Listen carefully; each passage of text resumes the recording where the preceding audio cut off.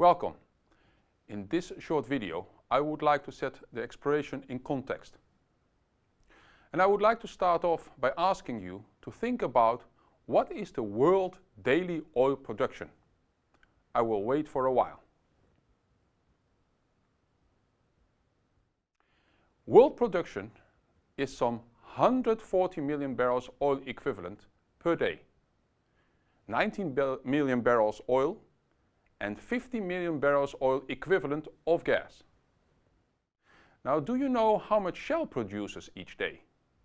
Probably an important number for Ben van Beurden when he reads his daily morning reports. Currently, we produce some 3.7 million barrels oil equivalent. This is Shell's share. We produce as a company more, but not is all our share. We are often in partnerships with other companies. This means that we produce each year some 1.35 billion barrels oil equivalent, Shell share. This is the volume we have to move through our funnel, year by year, to sustain the future of our company by replacing our annual production, so not even growing our company.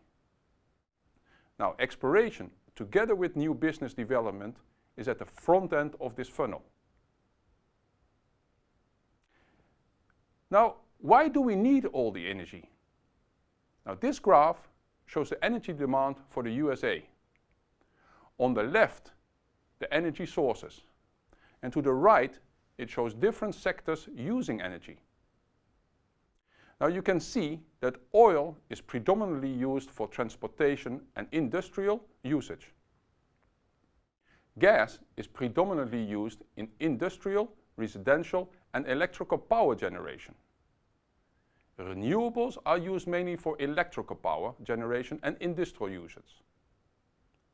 Coal and nuclear energy is predominantly used for electrical power, and in the case of nuclear energy, it is used only for electrical power. Now, the world we are operating is changing rapidly.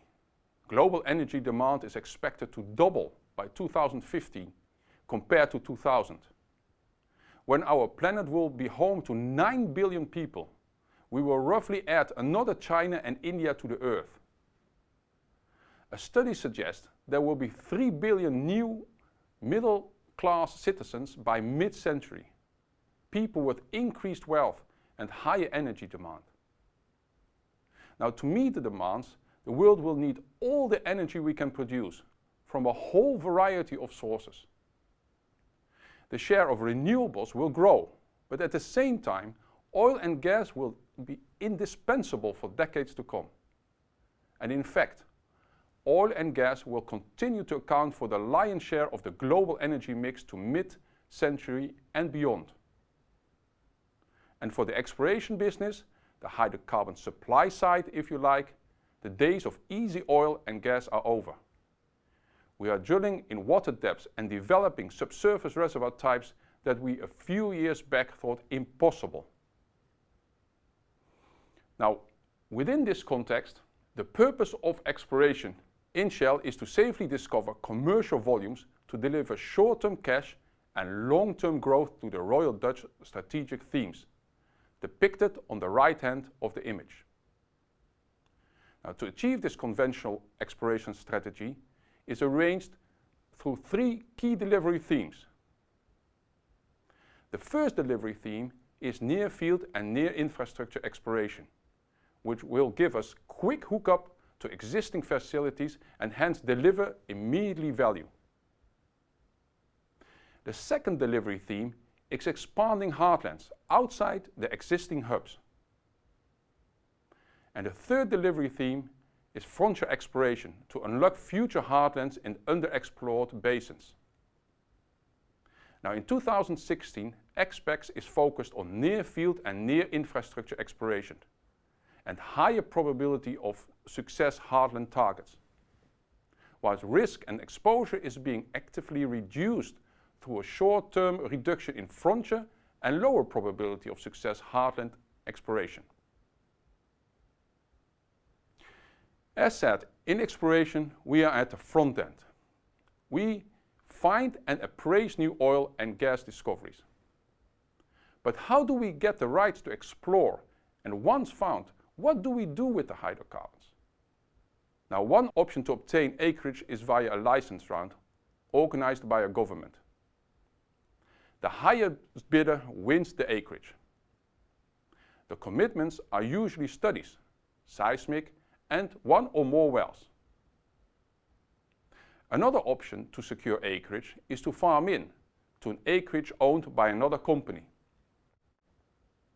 You get license rights for a certain percentage. In exchange for that, you will have to drill a well or pay money up front or do both. Once successful, we will drill appraisal wells to understand the size and the scope of the discovery. And if economically and technically viable, we hand over to development.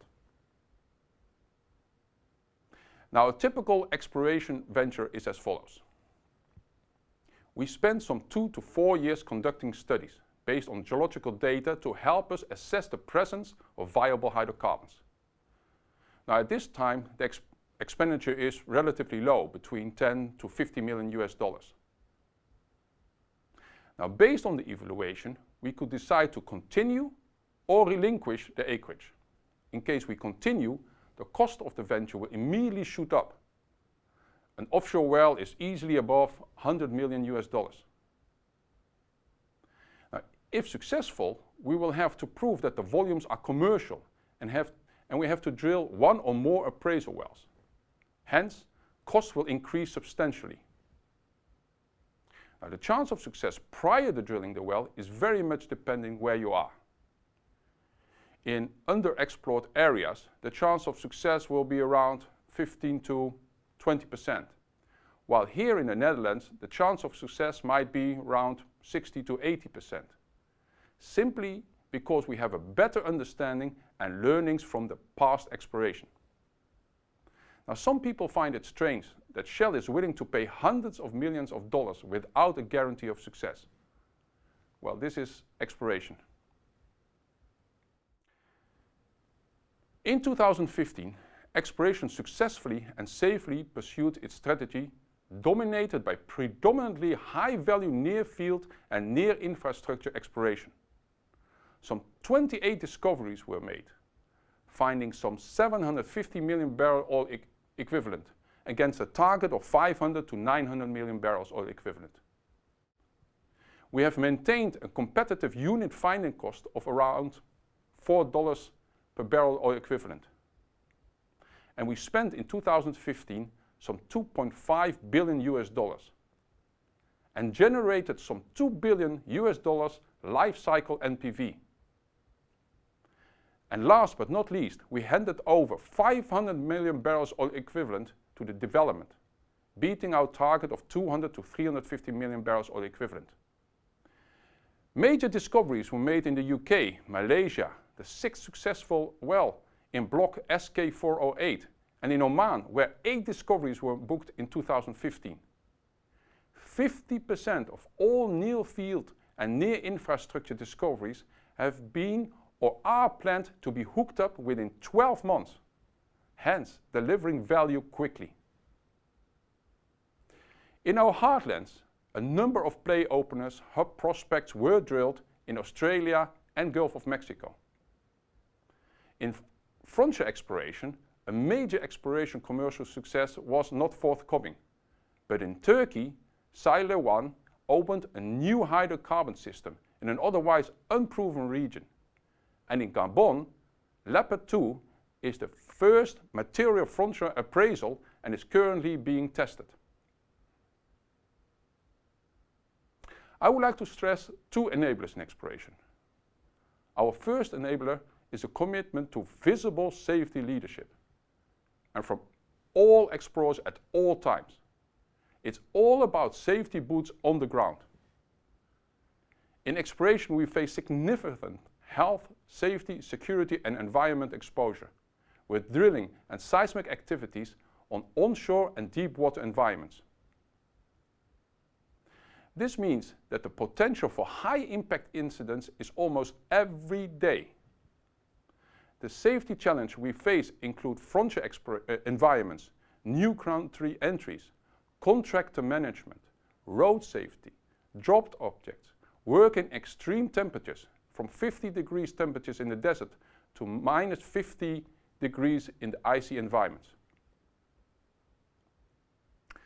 The second enabler is managing our non-technical risks, which means being transparent on our principles, deep understanding of stakeholders. As first boots on the ground, exploration set the tone for decades ahead, and this early non-technical risks understanding and management is crucial in a project. The example you see in this slide is that of Myanmar. In February 2015, Shell signed exploration and PSCs for 3 deep water blocks. This marked Shell's return to upstream operations in Myanmar. Early stakeholder engagement is critical to get the permits.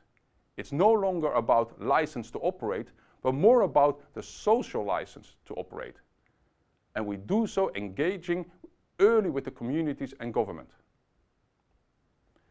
Now the photos show a monk reading the brochure about our upcoming seismic activities.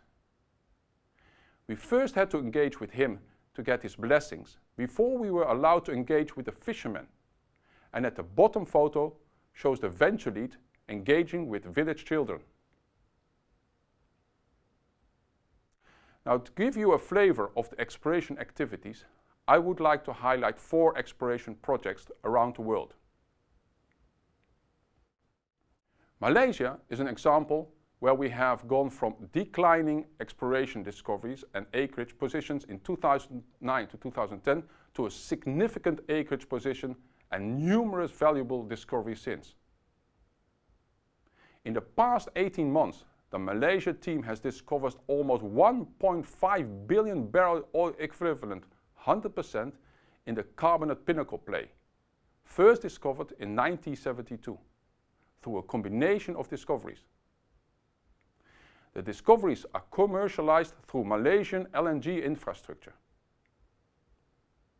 Our latest discovery is the Jerun 1 well, with 2 to 3 TCF of recoverable gas. And in 2015, we extended the licenses with a commitment of a mega 3D seismic survey together with 4 other operators, covering the entire basin to enable exploration for the next decade. Now, this is a great example of technical excellence in a mature heartland, delivering volume and value to the Royal Dutch Shell. A core part of our exploration strategy is to discover new material volumes in new plays in basins with a Shell presence. The Mesozoic play in the east of Gulf of Mexico is a play whereby Shell is now firmly the play master, being the only company to have successfully drilled commercial discoveries in Rydberg and Gettysburg West in 2014 and 2015, and with Upper Mattock's final investment decision in 2015. Gulf of Mexico is a great example where we have demonstrated both longevity and deep technical excellence in a mature area, and where we have a commercial and technological edge that delivers significant volume and value. Myanmar is a good example where Shell and British Gas, 2 portfolios, are complementary. We will have an industry-leading position in Myanmar with 7 blocks in the combined portfolio. Our focus during the coming months will be to execute our seismic commitment safely and position ourselves for success drilling in the coming years. We can only do this through a combined effort between our explorers and those on the ground in Myanmar. Trinidad is one of British Gas' heartlands, and this year will be an interesting play test with the first well, Leclerc, drilling one of the simpler traps. Now on this slide, you see a lot of colorful images that explorers use when they present their opportunity to management. Now at the moment, they might not mean much to you, but I hope that after following the next modules of the course, you will understand what these images depict. Well, this is all I had to say. I hope you have enjoyed it, and thank you for your attention.